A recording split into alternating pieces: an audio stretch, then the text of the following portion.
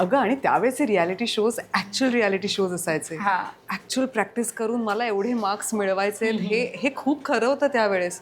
मला माहिती आहे की आम्ही म्हणजे आत्ता रियालिटी शो म्हटलं की आम्ही जे आहोत कलाकार म्हणजे मी, वैभव, पुष्कर जोग, ज्यांनी ज्यांनी हे डान्स रियालिटी शोज केले त्यांना माहिती आहे की खरी एन्झायटी म्हणजे काय. ऍक्च्युली ते पोटात गोळा येणं सगळं हे असं. 7-8 दिवस सलग प्रॅक्टिस करून तो 2 मिनिटाचा जेव्हा परफॉर्मन्स सुरू व्हायचा आणि त्या सुरू होण्याच्या अगोदर जे 4 क्लिक्स वाजतात टाक टाक टाक ते ऐकल्यावर जे व्हायचं ना दॅट इज खरी एन्झायटी. आपण आता म्हणतोय बापरे मला कॉफी नाही मिळाली मला एन्झायटी होते. Dude that is not anxiety.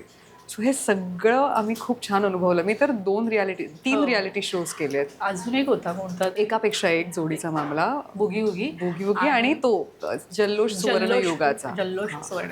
हे माझं नाव लक्षात राहत नव्हतं म्हणून मी घेतलेलं.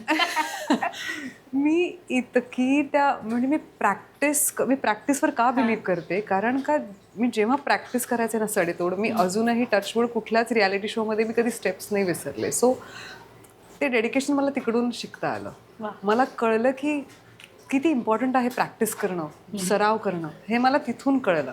आणि त्यावेळेस ऑफकोर्स आमच्या समोर दिग्गज होते सचिन सर होते त्यांच्यासमोर एकतर परफॉर्म करायचं म्हणजे इमॅजिन कर केवढं Yes. टेन्शन असायचं.